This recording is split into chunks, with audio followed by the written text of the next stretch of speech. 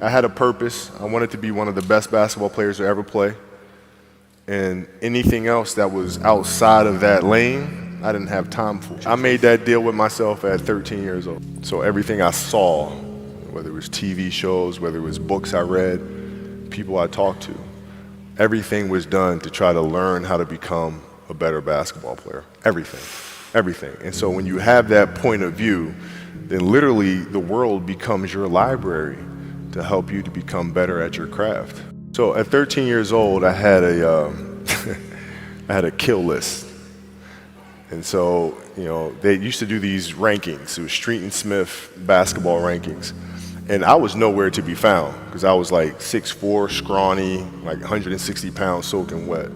So I was like 57 on the list. And so I will look at 56, 55, all the way up to number 1, who these players are, what club teams they played for. So when we go on an AAU travel circuit, I got to hunt them down, right? And so that became my mission in high school, is to check off every other person, all those 56 other names, hunt them down and knock them down.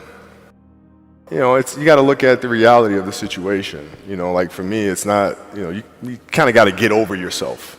Like, it's not about you, man. Like, okay, you feel embarrassed. You're not that important. Like, get over yourself. That's where you go. Get over yourself, right? Like, you're worried about how people may perceive you, and like you're walking around and it's embarrassing because you shot 5 air balls.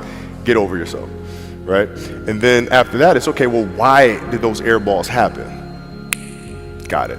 High school, year before, we played 35 games, max, right? Week in between, spaced out. Plenty of time to rest. In the NBA, it's back to back to back to back to back to back to back. I didn't have the legs. So you look at the shot, every shot was online, but every shot was short. Right? I got to get stronger. I got to train differently. The weight training program that I'm doing, I got to tailor it for an 82-game season so that when the playoffs come around, my legs are stronger and that ball gets there. So I look at it with rationale. And say, okay, well, the reason why I shot air balls is because my legs aren't there. I go, well, next year they'll be there. That was it. Done. So many guys tell stories about your work ethic. Yeah. What was really your work ethic like, and for how long did you stay disciplined? Well, I mean, every day. Since 20 years. It was an everyday process and trying to figure out strengths and weaknesses. For example, jumping ability. Man, my vertical was a 40, it wasn't a 46 or a 45. My hands are big, but they're not massive, right? So you got to figure out ways to strengthen them so your hands are strong enough to be able to palm a ball and do the things that you need to do. Quickness, I was quick, but not insanely quick. I was fast, but not ridiculously fast, right? So I had to rely on skill a lot more. I had to rely on angles a lot more. I had to study the game a lot more. And but I enjoyed it though. So like from the time I can remember when I started watching the game, I studied the game, and it just never changed. Technical question here. Let's see how you can answer this. Who would Shaq be if he had your work ethic? He'd be the greatest of all time. If Shaq had your work ethic, he'd be the greatest of all time. Greatest of all time by sure. He'd be the first to tell you that, for sure. This guy was a force like I have never seen. It was crazy. A guy at that size, generally guys at that size are a little timid and they don't want to be tall. They don't want to be big. Man, this dude he did not care. He was mean. He was nasty. He was competitive. He was vindictive. I wish he was in the gym. I would have had fucking 12 rings. What is the conversational life like with your wife and kids to say, listen, this is what I'm doing? How did that conversation go? Well, with the kids, it's different. So like the communication with our children is that Pops is working hard. This is the level of attention to detail you need to have in everything you do. So it's setting the example. Same thing with my wife. My wife's a stay-at-home wife. It's the hardest job, man. Right? So she works really hard at that. And so her attention to detail with that as well are examples for our children. And then for my wife, it's, she's as competitive as I am. So she's like, listen, man, if you're going to be out here training 8 hours a day, if you're going to spend 9 months out of the year away from your family, you better fucking win the championship.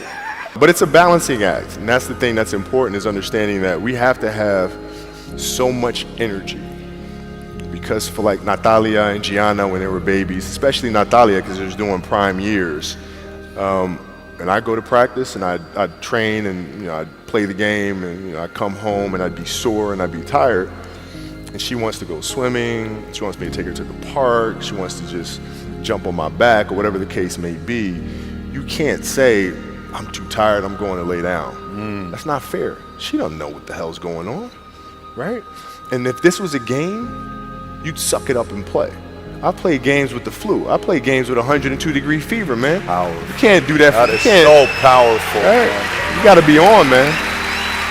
No sleep. Is there a story where it's like, no one knows about, where you went and played a game and it was so insane for whatever reasons? No sleep. You played a game with zero sleep. Zero sleep. Zero sleep. It's like, kids, Natalia had a certain, health situation or what have you, and you're staying up all night, and then you got to go out and perform because fans don't know, teammates don't know, nor do they care, nor should they, that you've been up all night. You got to perform, right? And so you just got to go to work, man. You got a lot of people paying their hard-earned money to come watch you perform. It's your job to be in shape. It's your job to be strong enough to perform at that level every single night. And as a competitor, I'm not ducking shit.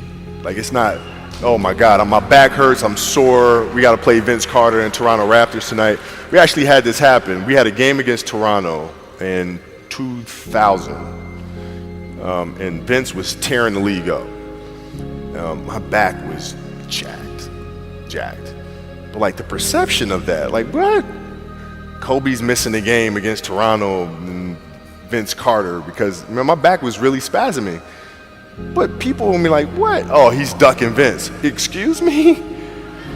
No, I don't think so. So I would be in the layup line like, okay, there's a lot of days where you can rest and recover. Today ain't one of them. Your back can bother you any other day. That shit ain't bothering me today. Wow. He gonna have to see me today. Yeah. Amen. Yeah. You're playing against the Golden State Warriors. Score is 107-109. You guys are close to getting into the playoffs. You know exactly what happens in the game. You go up, you're about to take your shot, and then all of a sudden, boom, Achilles happens, right?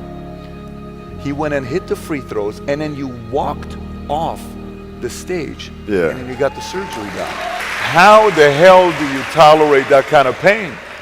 I use this. I tell this example, and I think this is the best way to explain it. You have a hamstring injury, you pull your hamstring really, really badly. You can barely walk, right? Let alone play anything, soccer, basketball, volleyball, whatever it is. Can't do anything. Doctor tells you go home, sit up on the couch, rest your hammy, right? Stay off of it. Don't get up. No sudden movements. You're at home, all of a sudden a fire breaks out in the home, right? Your kids are upstairs, wife is wherever she may be, shit's going down, right?